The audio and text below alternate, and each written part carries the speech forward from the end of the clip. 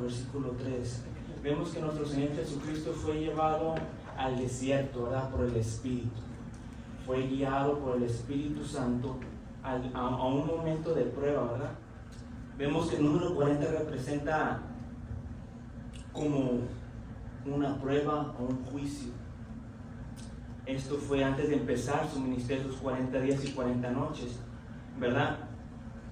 Eso, de hecho, fue 40 días y 40 noches lo que duró el diluvio de Noé. Fueron 40 años lo que Moisés duró en Madián, cuando él mató al egipcio. Fueron 40 días y 40 noches cuando Moisés andaba hablando con Dios en el monte Sinaí.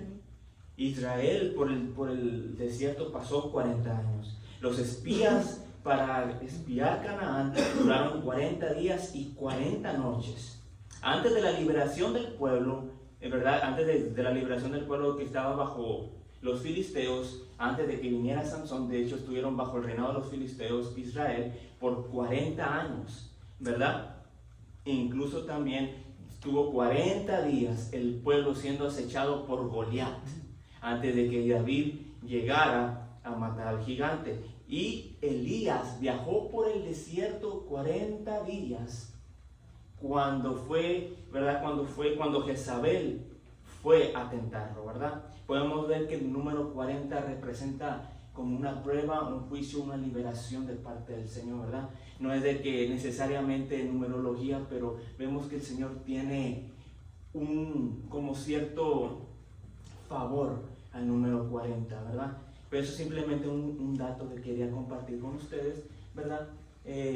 Empezamos la semana pasada con nuestro hermano Hilario, que andaba diciendo, ¿verdad?, que viéramos la necesidad de los demás, ¿verdad? Y me acuerdo ese día que el Señor como me ministró para ver la necesidad que los demás tienen, y vemos todavía con una cereza a mi amado pastor cómo se pone a predicar sobre que seamos atalayas.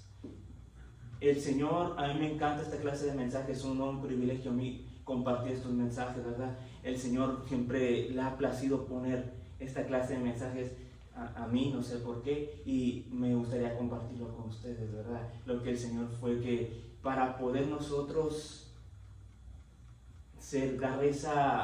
ver la necesidad de los demás y poder ser esas atalayas, porque eso es básicamente una atalaya. La atalaya ve la necesidad de los demás, porque está viendo el peligro y anuncia, ve la necesidad de los demás, eso simboliza lo que es la atalaya. Pero para ser atalaya, el Señor me dijo, no conviertas tu piedra en pan. Así, no conviertas tu piedra en pan.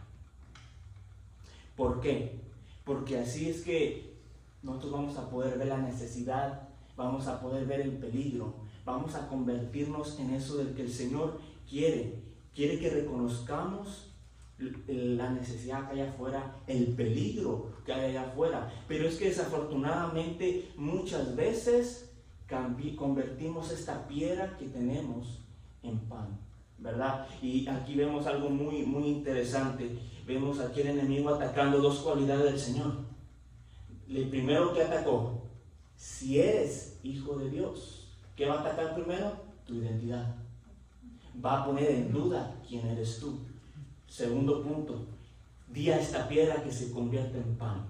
Va a querer que tú cambies lo que tú eres por algo pasajero, por algo del momento, por una necesidad, por una debilidad que tú tienes, ¿verdad? Aquí vemos a Satanás, al enemigo, atacando lo débil y la necesidad. Aprovecha atacar cuando él tiene una entrada, ¿verdad? El enemigo, si ve que tiene una entrada, él la va a aprovechar. Acompáñenme a 1 de Pedro, capítulo 5, versículo 8. Y dice la palabra del Señor así: sed sobrios y velad, porque vuestro adversario el diablo, como león rugiente, anda alrededor buscando a quien devorar. Sed sobrios y velad, que debemos estar al pendientes, debemos estar siempre con cuidado.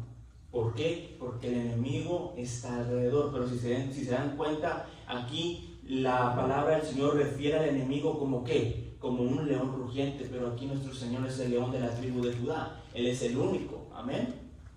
Pero ¿por qué están poniendo al diablo, a nuestro adversario, como un león rugiente? Porque no dice que sea un león, dice como león rugiente.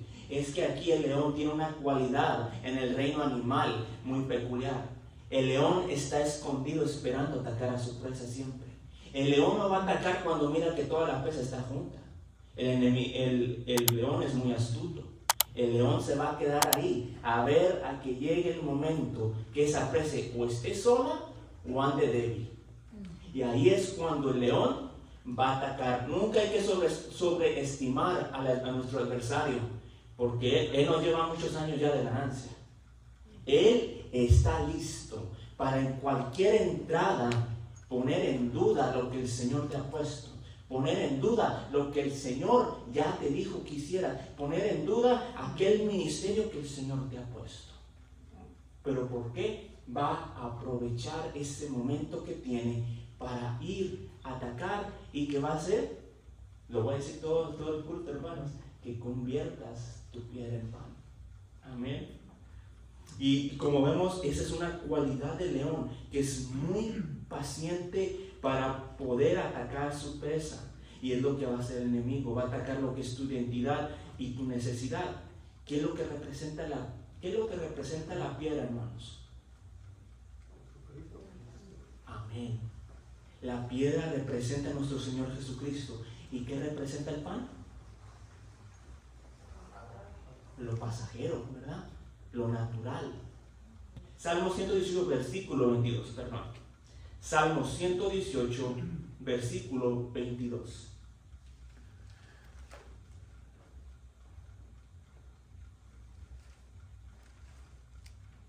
Y dice la palabra del Señor así: la piedra que desecharon los edificadores ha venido a ser la piedra principal del ángulo. Amén. Ahora vayamos a Hechos 4:11. Vamos a ver la piedra que desecharon los edificadores. Hechos 4:11. Y dice la palabra del Señor así: este Jesús es la piedra reprobada por vosotros, los edificadores, la cual ha venido a ser cabeza del ángulo. ¿Pero quién dijo? Jesucristo es la piedra. ¿Pero quiénes son los edificadores? Somos nosotros los que compartimos el Evangelio. ¿Por qué es tan importante la piedra? Porque es la fundación de la iglesia, hermanos. Y no solamente de la iglesia, sino la fundación de nuestra misma creencia. La piedra, ¿verdad? ¿Y qué es lo que el enemigo quiere? Que conviertas tu piedra en pan. Mateo capítulo 16, versículo 18. Mateo capítulo 16, versículo 18.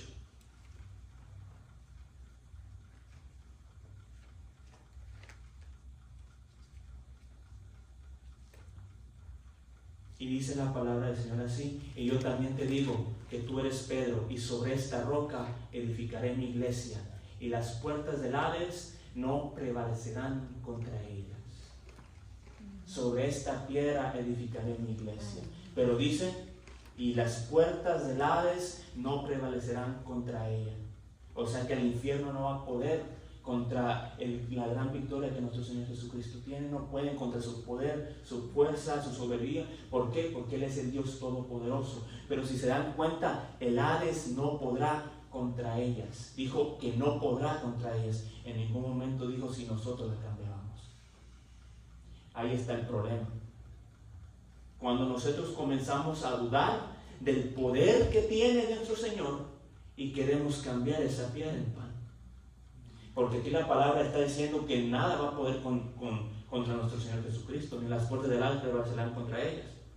Pero hay un pequeño problema que hay de nosotros. Está en nuestra decisión si nosotros vamos a convertir esa piedra en pan. Si nosotros vamos a dejar esta gran fundación o vamos a cambiarla por algo pasajero o algo básico. En otras palabras, cambiar lo espiritual por lo natural. Suple la necesidad que tienes en convertir tu piedra en pan. No queremos No queremos nosotros suplir esa necesidad con algo momentáneo. Que el enemigo va a aprovechar eso, ¿para qué? Pues si se dan cuenta, antes de poder convertir esa piedra en pan, va a ir primero con ¿qué? Con tu identidad, para ver quién eres y qué es lo que tú tienes. Porque si tú no sabes quién eres, tú no vas a saber lo que tienes. Si tú sabes que eres hijo de Dios, tú sabes que eres hijo de Dios y que tienes la piedra, que eres un siervo del Señor Jesucristo, un sacerdote del Señor, ¿verdad? Pero si tú no reconoces quién eres, ¿cómo vas a saber lo que tú portas? Es muy importante como nosotros que seguidores de Cristo, que conozcamos bien quiénes somos. ¿Para qué? Para nosotros poder estar fundamentados en la roca que es nuestro Señor Jesucristo, y no cambiarla y no convertirla en pan. Ejemplo, queridos hermanos, un ejemplo que todos lo hemos mirado. Acompáñenme al libro de Génesis, capítulo 25, versículo 29 al 34. Génesis capítulo 25, versículo 29 al 34. Aquí está en la pantalla, hermano, dice la palabra del Señor así. Voy a hacer pausas porque hay partes que quiero resaltar, ¿verdad? Y guisó Jacob un potaje, y volviendo Esaú del campo, ¿qué? ¿Qué? Cansado. Ok.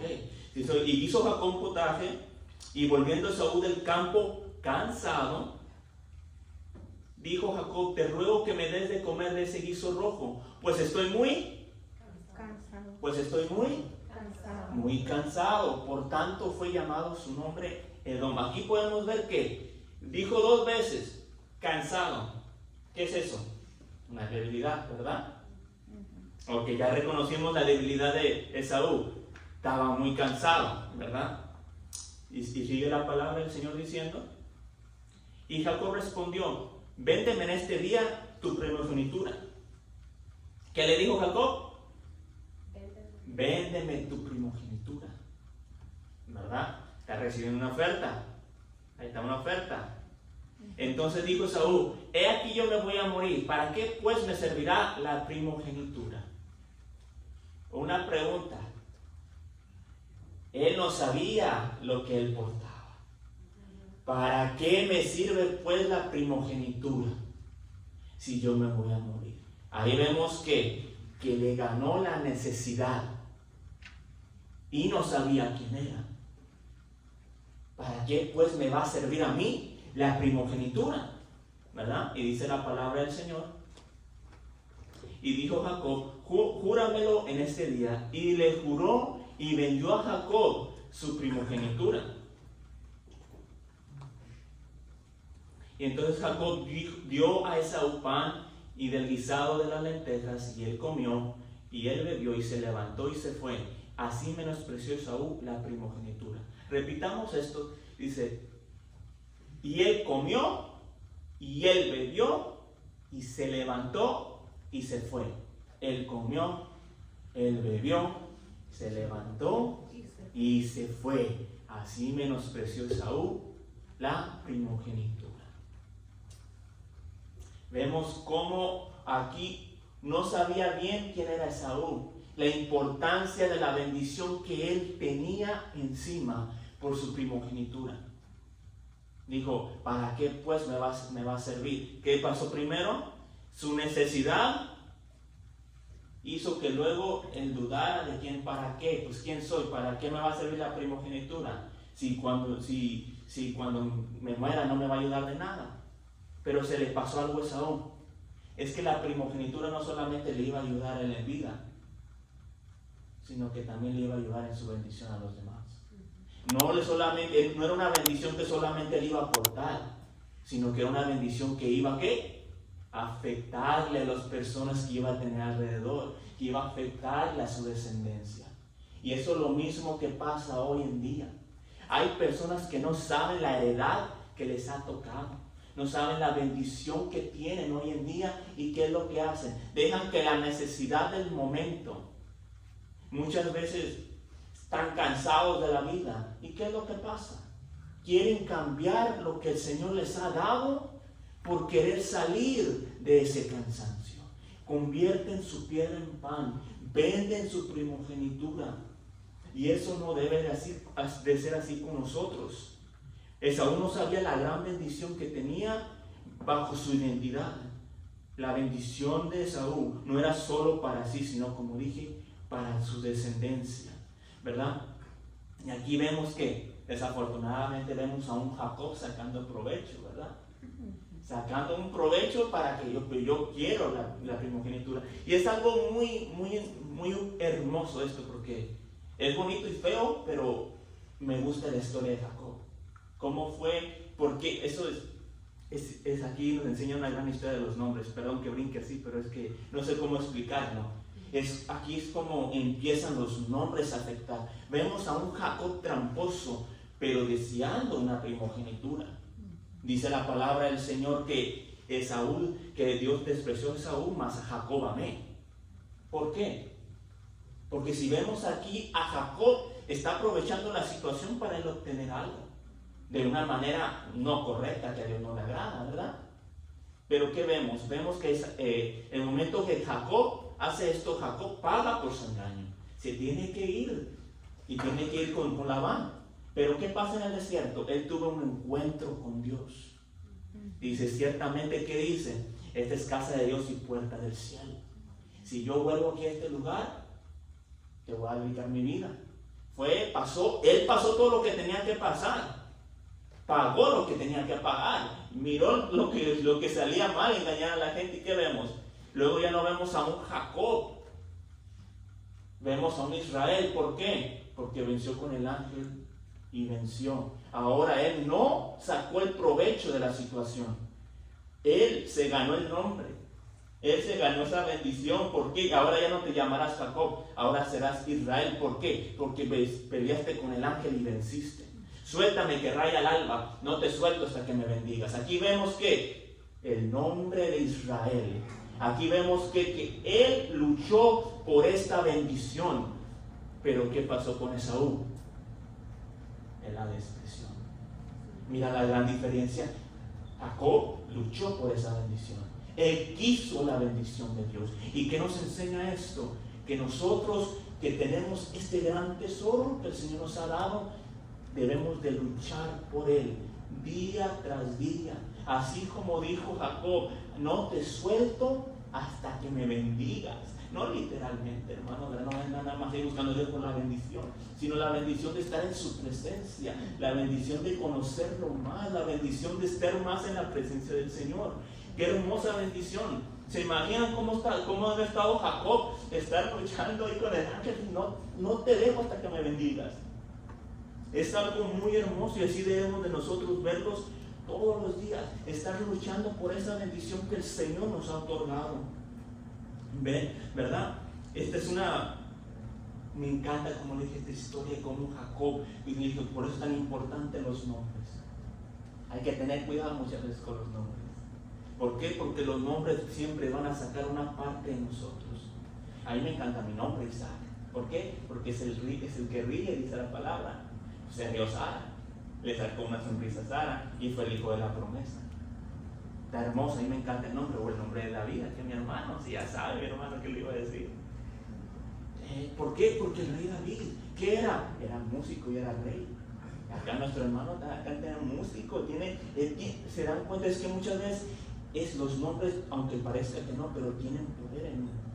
Por eso el Señor no le dejó el nombre de Jacob. ¿El que le dijo? Ahora serás tú Israel.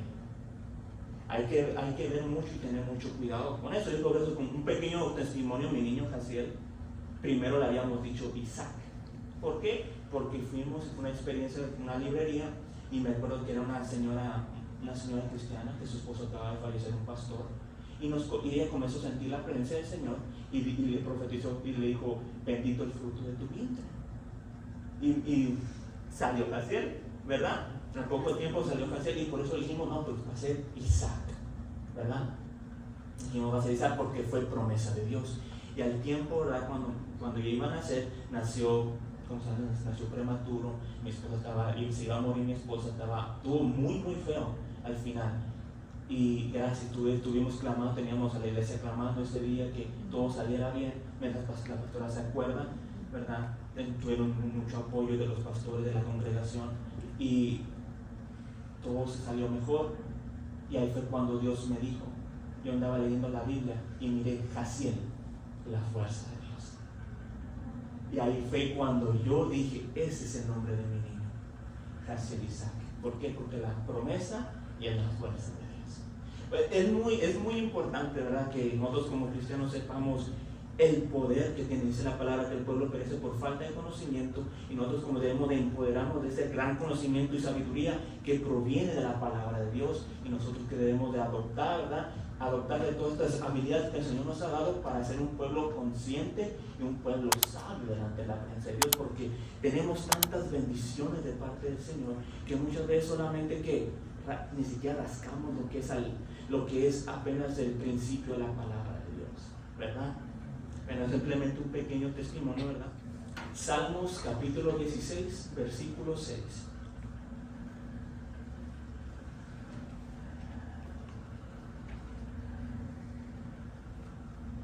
Es bonita, ¿verdad?, cuando todos tenemos esa bendición que el Señor nos ha otorgado. Es para nosotros muy importante poder tener en mente la hermosa bendición de la primogenitura o la bendición que el Señor nos ha otorgado. ¿Para qué? Porque esta primogenitura que el Señor nos ha permitido tener nos va a poder dar esa visión espiritual para ver la necesidad de las personas, o para nosotros mismos convertirnos, como dijo nuestro pastor, en atalayas. Pero para esto es muy importante no convertir nuestra piedra en pan. En el Salmo 16:6 dice: las cuerdas me cayeron en lugares deleitosos, y es hermosa la heredad que me ha tocado.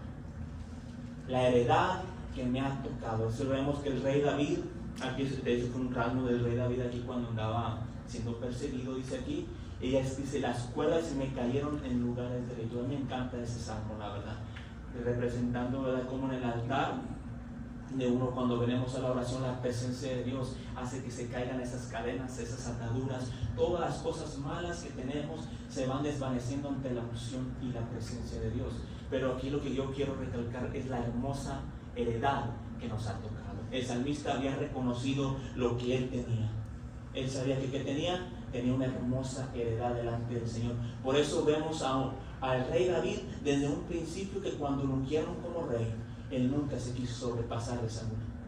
Él nunca quiso ser más allá de lo que ya era. Y vemos aquí que el rey David, a pesar de que él fue llamado a andar tocando el arpa delante de la presencia de Saúl, vemos que también lo usaban como niño mandadero, ¿verdad? Porque ya estaba él tocando el arpa. Pero aún así su papá le dice: ¿sabes qué? Ven para acá, llévales de comer a tus hermanos que están allá en la guerra. Lo estaban agarrando como mandadero, nada más, ¿verdad? Siendo que el muchachito ya estaba ungido para el rey, y él ya estaba listo para el trono y tocaba delante de la presencia del rey, que era Saúl en aquel tiempo. ¿Y cómo lo agarraron? Lo agarraron como mandadero. Dice: ándale, ven. Y él no perdió su identidad en ningún momento. Él fue y dijo: aquí está la comida, vamos. Y escuchó a Goliat gritar, andar asustando al pueblo de Israel. ¿Y qué fue lo que dijo? Él conoció su identidad.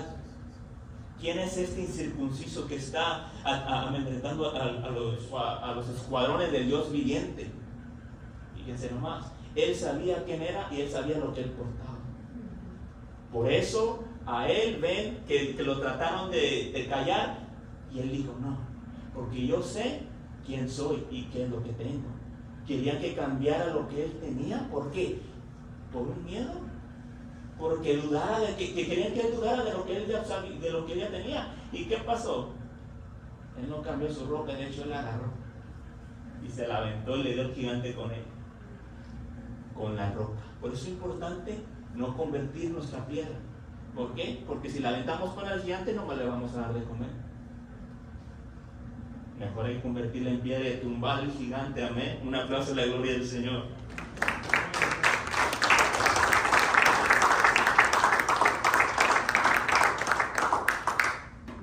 No solamente eso, ¿verdad? Podemos ver aquí también al hijo pródigo. El hijo pródigo no sabía quién era, o sí sabía. El hijo pródigo no sabía. Dice: él nomás llegó y dijo: dame la parte de la heredad que me ha tocado. Él cambió, él convirtió lo que su piedra en pan. Gastó todo lo que él tenía porque por cosas pasajeras. Cambió su heredad por cosas pasajeras. Y es lo que desafortunadamente muchos evangélicos, cristianos, hoy hacen. Cambian la heredad que el Señor les ha permitido por cosas pasajeras, ¿verdad? Acompáñenme a Segunda de Reyes, capítulo 5, versículo 20. Es Segunda de Reyes, capítulo 5, versículo 20.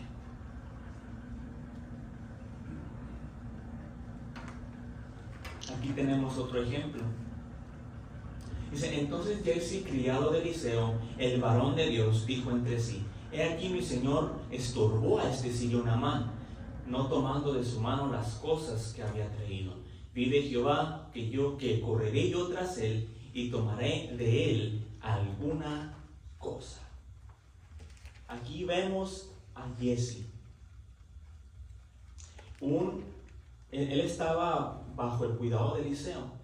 Vemos que este hombre miró las enseñanzas de Eliseo, miró los milagros con Eliseo, miró la bendición que Dios tenía sobre este hombre, pero a pesar de que haya mirado lo que haya mirado, él no sabía quién era. ¿Por qué no sabía quién era? Porque él solamente tenía una necesidad, que era ¿qué? La avaricia. Él era avaricioso, desafortunadamente. Él miraba una forma de ¿qué? De obtener lo que tenía, ¿verdad? Ahora, ahí donde mismo solamente vayamos al versículo 23. Al versículo 23, ahí donde mismo, y dice la palabra del Señor. Dijo Naamán: te ruego que tome 2 talentos. Y le insistió, y ató 2 talentos de plata en 2 bolsas, y 2 vestidos nuevos. Y lo puso todo a cuestas a 2 de sus criados para que lo llevasen delante de él. Eso fue lo que valía la unción de Dios para él. 2 talentos de plata y 2 vestidos nuevos. Y eso es el peligro, hermanos, de convertir nuestra piedra en pan. Porque Jesse no sabía quién era. Y para los que más o menos saben la historia, Eliseo fue el sucesor de Elías. Elías tenía una escuela de profetas. Eliseo les fue el sucesor de esa escuela. De todos los profetas que había ahí, ¿quién estaba con Eliseo? Jesse. ¿Y qué tenía Eliseo? La doble porción. Si nos damos cuenta, Eliseo le dijo: quiero una doble porción de tu espíritu. No se te será dada hasta que me veas, que me quiten de ti. ¿Y qué pasó con Eliseo? Él estaba pegado con Elías, no se le despegó. Eliseo sabía quién era y sabía lo que él quería, sabía lo que él quería aportar. Entonces vemos a un Eliseo ahora con ¿qué? Una doble porción, pero volvemos a lo mismo. Eliseo buscó su bendición. Eliseo quiso esa bendición. Pero ¿qué pasó con Jesse? Jesse no la buscó. Por eso es que vemos a los huesos de un Elías en una cueva. ¿Qué pasó? Dice que una banda armada venían a enterrar a un muerto, y una banda armada salió, y estos hombres tiraron al muerto porque estaban con miedo, tiraron a este muerto. Y cuando el muerto tocó los huesos de Eliseo, arriba, ¿qué pasó? Es hermoso ver eso, ¿no? La doble porción, pero triste, porque no hubo sucesor para esa doble porción. ¿Qué pudo haber sido? Jesse. No supo Jesse quién era. Él pudo haber sido el sucesor de Eliseo, pero él ¿qué prefirió? 2 talentos de plata y 2 vestidos nuevos. No conviertas tu piedra en pan. Jesse no reconoció su identidad como profeta y se dio la necesidad del dinero. Cambió la unción por tesoro. Convirtió la piedra en pan. Acompáñame a 2 Corintios 4:7. tesoro en vasos de barro, para que la excelencia del poder sea de Dios y no de nosotros. Que aquí dice que está hablando de la excelencia, ¿verdad? Pero está hablando de la excelencia y del poder. Pero el poder del tesoro, perdón. El tesoro está en donde, en vasos de barro. Como dije, Jesse no pudo diferenciar entre un tesoro leproso y un verdadero tesoro, que él ya lo portaba. ¿Por qué? Porque ya estaba con Eliseo. Él ya estaba a punto de portar este hermoso tesoro, pero ¿qué pasó?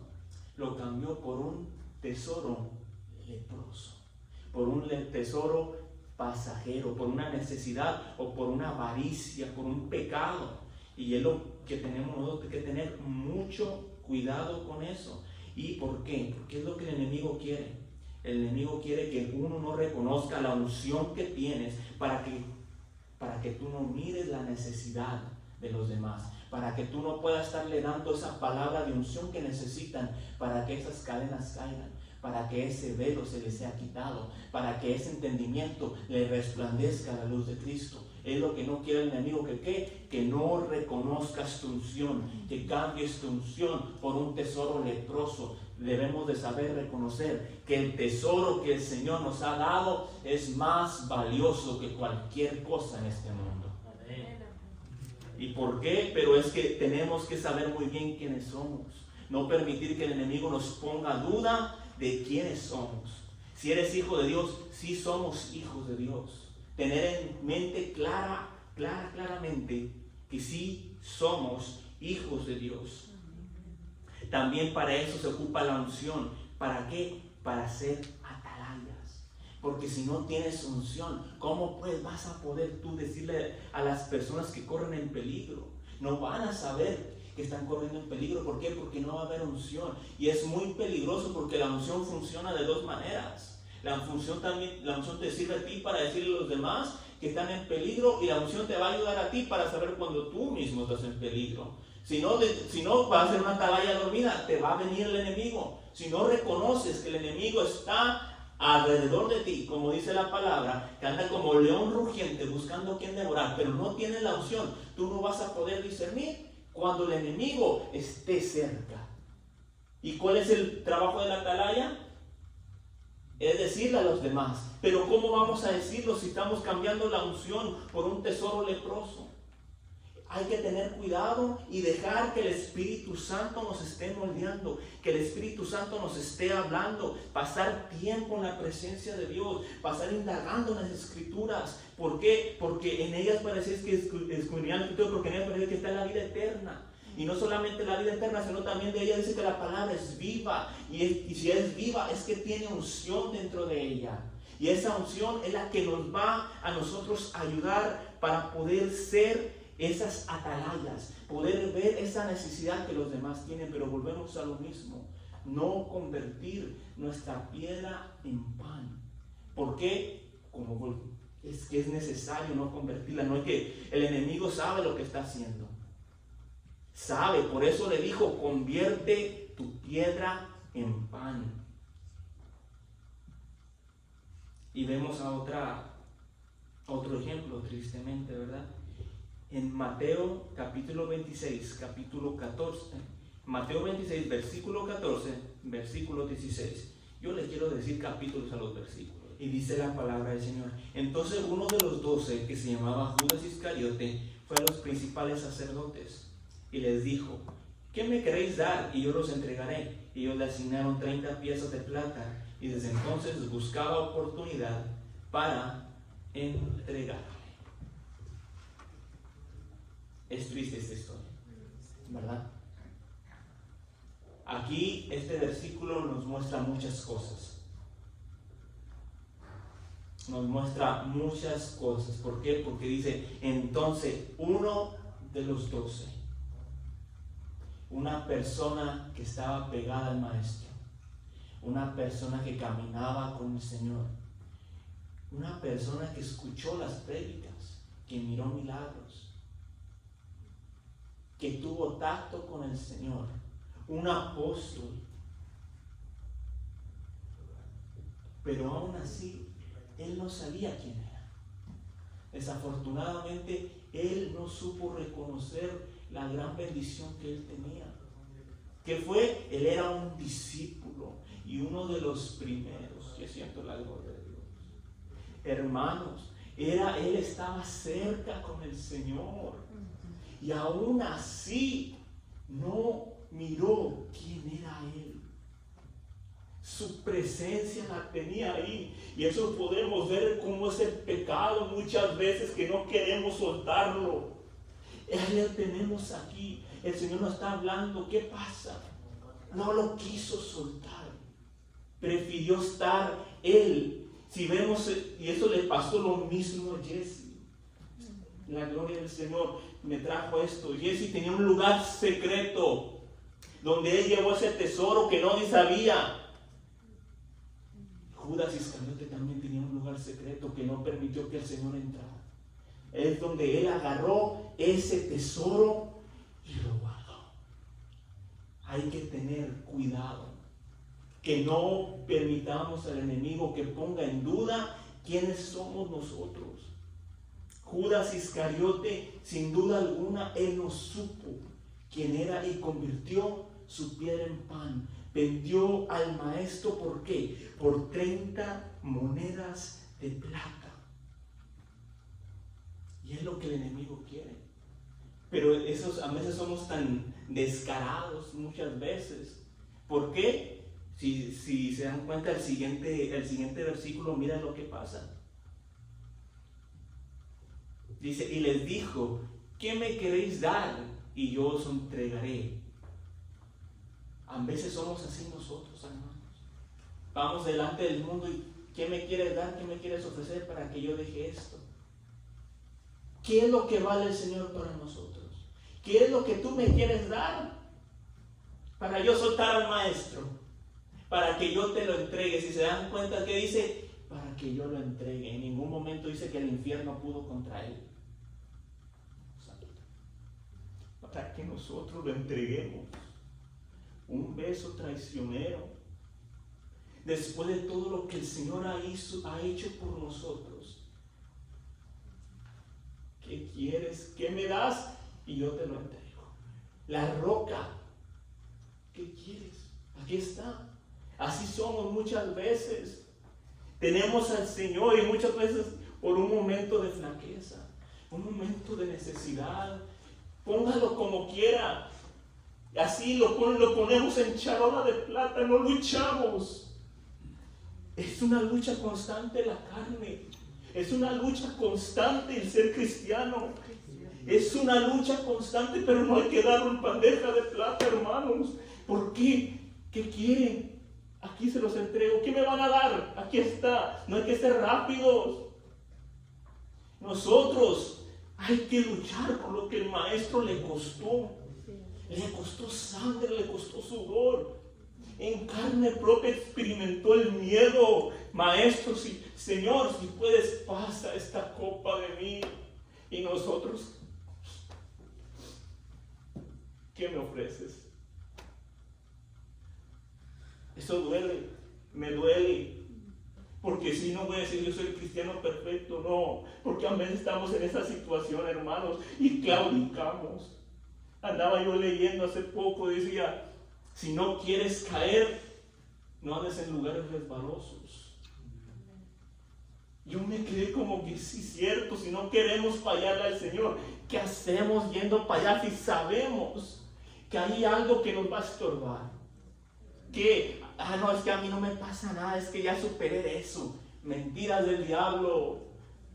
Huir, dice el Señor. Alguna de todas las cuales dice que huyamos de la fornicación, de todo lo demás. El Señor nos libra, el Señor nos cuida, nos fortalece. Pero parece que nosotros los humanos, que nos encanta ver las ofertas de los demás, ¿sí o no? Nos encanta ver las ofertas, incluso en la vida real, cuando vamos a una tienda, la oferta. Pero para el cristiano, cuando está en los caminos del Señor, no debe de haber oferta. El mejor precio ya lo entregó el Señor Jesucristo en la cruz del Calvario. Aquí no hay oferta, aquí se pagó todo el precio y debemos de respetarlo. Aquí no hay ahorros o ver una manera que buscar. Aquí lo que se representa es el Señor Jesucristo y atesóralo.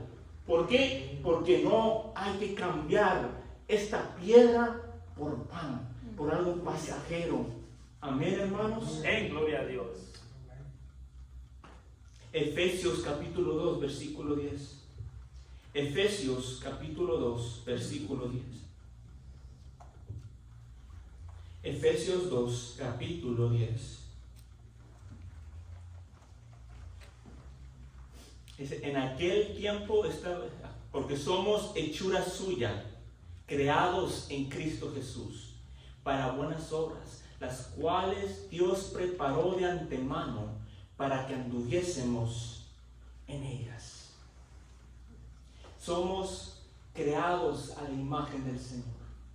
Esta piedra que se nos ha otorgado, esta gran bendición, esta fundación que el Señor nos ha permitido, es para hacer ¿qué? Para hacernos hechura suya, creados en Cristo Jesús. ¿Para qué? Para buenas obras, para las cuales el Señor preparó de antemano.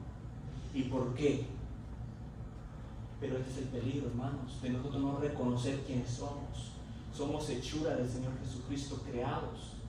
¿Para qué? Para buenas obras. ¿Y qué es una buena obra?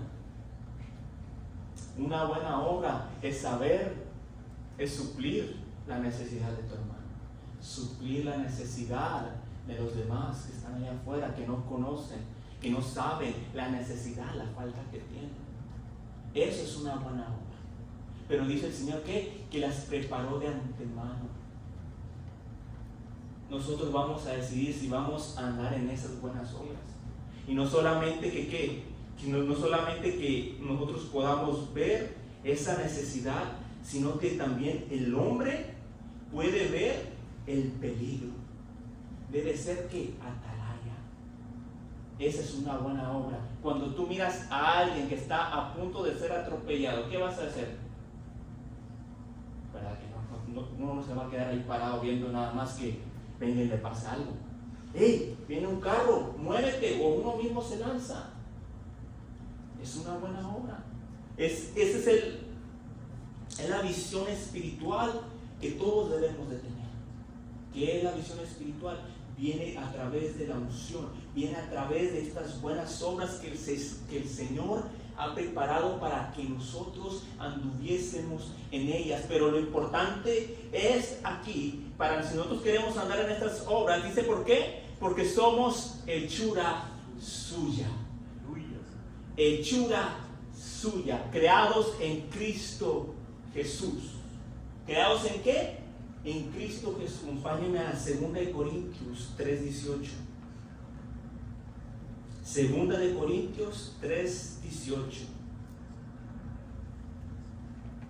Y vamos a ver la hechura de nuestro Señor Jesucristo.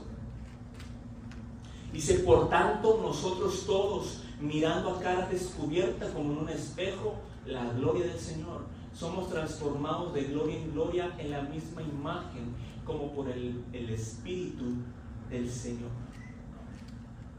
Dice, por tanto, nosotros todos mirando a cara descubierta. O sea que no debe de haber en nosotros ningún lugar secreto. A cara descubierta, ninguna fachada. A cara descubierta, como que, como en un espejo.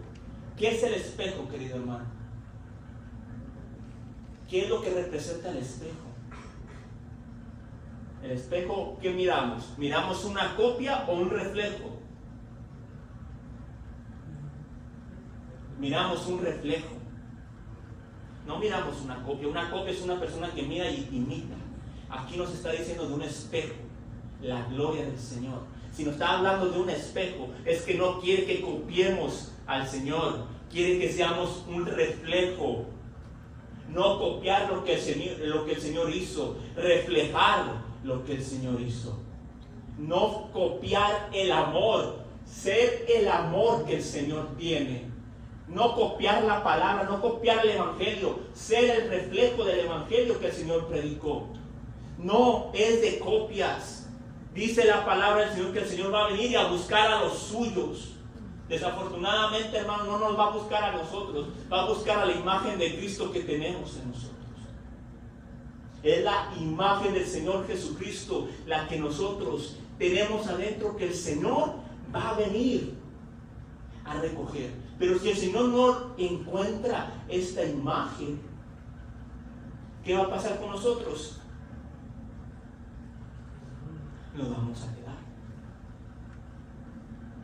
Es importante esta imagen, dice, como un espejo, no como una copia, a reflejar a nuestro Señor Jesucristo. ¿Y qué dice que vamos a hacer? Transformados. No dice que nosotros vamos a copiar. Fíjense, si se dan cuenta, no dice algo de una copia, dice, somos transformados de gloria en gloria. ¿Por qué dice transformados de gloria en gloria? Porque este cuerpo pecaminoso se va deshaciendo, se va quitando los deseos de la carne. Ahí van a estar, no se lo tome mal. ¿Pero qué? Pero estamos cada día reflejando la imagen de nuestro Señor Jesucristo.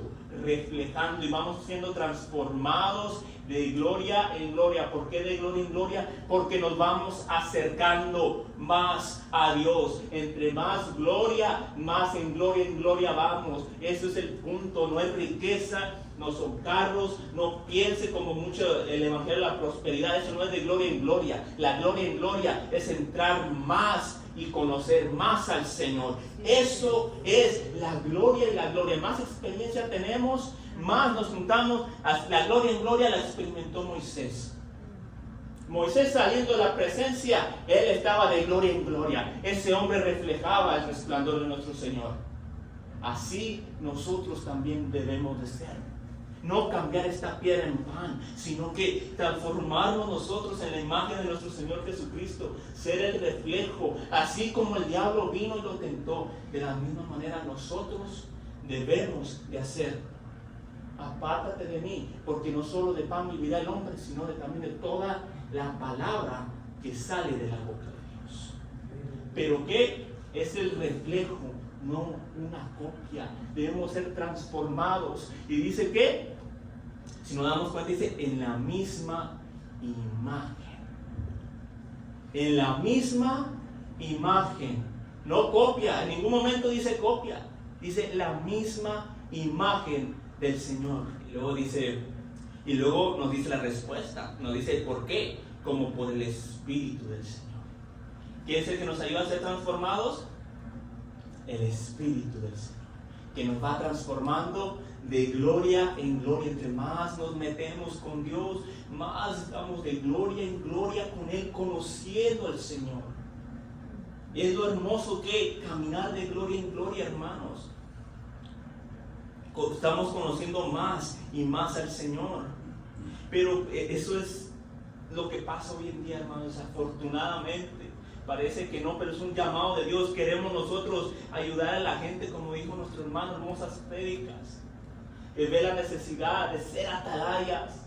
Pero ¿cómo vamos a hacer nosotros hacer esa necesidad? ¿O cómo vamos a ser atalayas si estamos convirtiendo nuestra misma fundación en pan? Estamos cambiando lo que somos nosotros literalmente.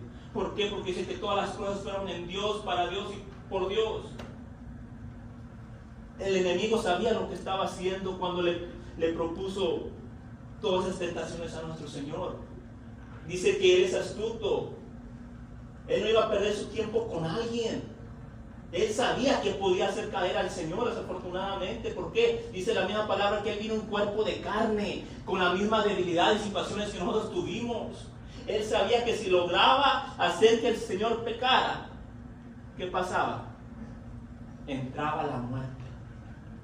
Y si entraba la muerte por medio de nuestro Señor, ahí es lo que no tenemos que ver. Si hubiera entrado esa muerte por medio del Señor, ¿qué hubiera pasado?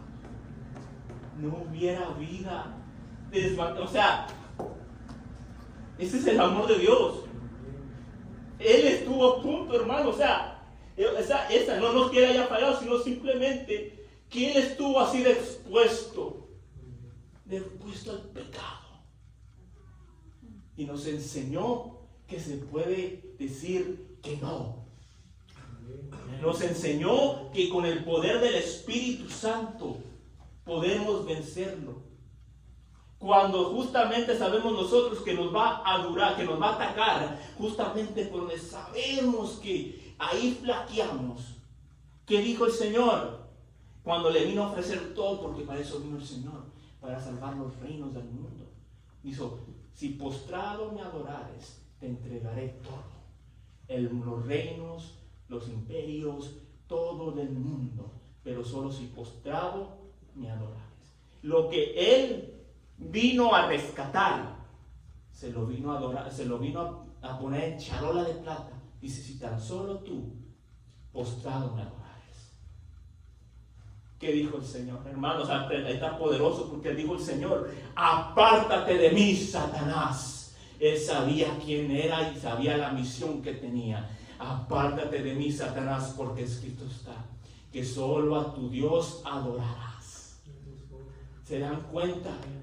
Eso debemos de ser nosotros. Uy, amén. No una copia de Jesucristo, un reflejo.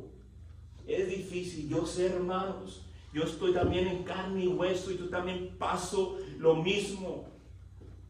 Nadie aquí que te venga a predicar o que diga se la ley santo, la misma palabra dice que es mentiroso. Porque nadie es santo, todos pecamos. Pero lo que sí podemos es que, si sin algo nos podemos gloriar, es que nos gloriamos en Cristo. Es lo que yo me glorío en Cristo, que tengo un Señor que está respaldándome, que está un Señor que me abraza, que me dice, hijo mío, no te preocupes, mañana lo volvemos a intentar. ¿Por qué? Porque todas las mañanas sus misericordias son nuevas. Eso es lo que debemos de nosotros ver, lo que el Señor nos ha dado. Pero no hay que cambiar esa misericordia por un pedazo de pan, por 2 monedas, por 30 monedas de plata, por 2 bolsas de talentos. ¿Qué es eso? Que el mundo te quiera ofrecer tanta cosa para tú cambiar la fundación, para tú cambiar a nuestro Señor Jesucristo, que ha entregado todo por nosotros. Y esto ya es para concluir, queridos hermanos. Aquí podemos ver cómo es de que simplemente con perder la identidad estamos nosotros expuestos a cambiar o a convertir esta piedra en pan, en convertir lo que el Señor nos ha entregado por algo pasajero, por algo momentáneo. ¿Y qué va a pasar? Vamos a perder el hermoso tesoro que el Señor nos ha otorgado. Esto no es algo de tomarlo a la ligera literalmente. Esto es muy serio para nosotros los cristianos. ¿Por qué? Porque no solamente estamos jugando también con nosotros, sino estamos jugando con nuestra descendencia. ¿Qué pasó con Esaú? Esaú le quitó la bendición a su descendencia. No hay que hacer eso nosotros. No hay que quitar esa bendición a las personas que nos rodean, a las personas que van a seguir a través de nosotros, a las personas que están en nuestro hogar. No vamos a quitarles esa bendición. Dijo, ¿para qué me sirve la primogenitura si me voy a morir? No, hermanos, al contrario, si nos morimos sabemos que el Señor va a levantar a nuestros hijos, Él los va a fortalecer, Él los va a guiar. ¿Qué pasó con Moisés y Josué? Tu siervo Moisés, mi siervo Moisés, ya no está. Ahora se lo otorgó todo a ¿quién? A Josué. La bendición no se pierde. Por eso dicen que es un Señor de ¿qué? Que Él bendice de generación a generación a generación. Pero que no se nos olvide, hermanos, que no se nos olvide eso, de no perder de nuestra identidad, que somos hijos de Dios. Y que tenemos una hermosa heredad que nos ha sido tocada, un hermoso tesoro que ha puesto en vasos de barro, porque que estemos aquí predicando, que estemos haciendo lo que el Señor haga, todo es para la gloria del Señor. Nunca somos nosotros, nunca vamos a ser nosotros. Somos vasos de barro, hermanos, y un día estoy y mañana no. ¿Quién se lleva la gloria? Dios. Y que desafortunadamente lo que vemos hoy en día, que el hombre se le queda, piensa que va a vivir para siempre.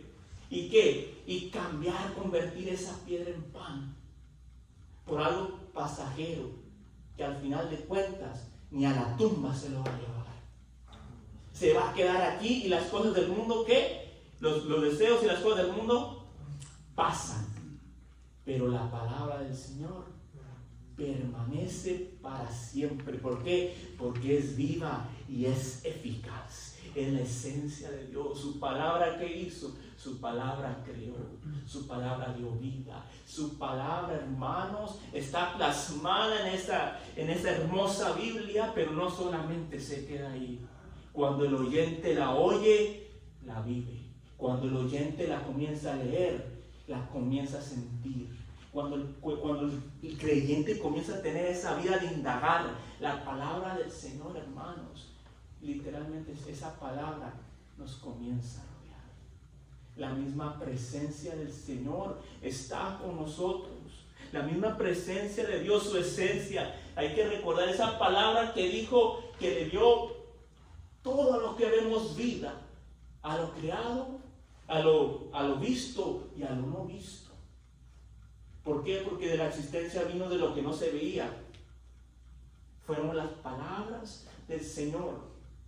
Fíjese cuánto poder tiene la palabra del Señor. Y si nosotros la tenemos en la Biblia, y el Señor nos dice que la indaguemos, y el Señor dice que busquemos de ella, ¿qué beneficio le tiene al Señor que nosotros estemos leyendo la palabra del Señor, que estemos indagando? Al Señor ninguno. El beneficio es para nosotros. El beneficio es para nosotros mantenernos en esa identidad que el Señor nos ha puesto como hijos de Dios, y para conocer de no cambiar esta piedra en pan.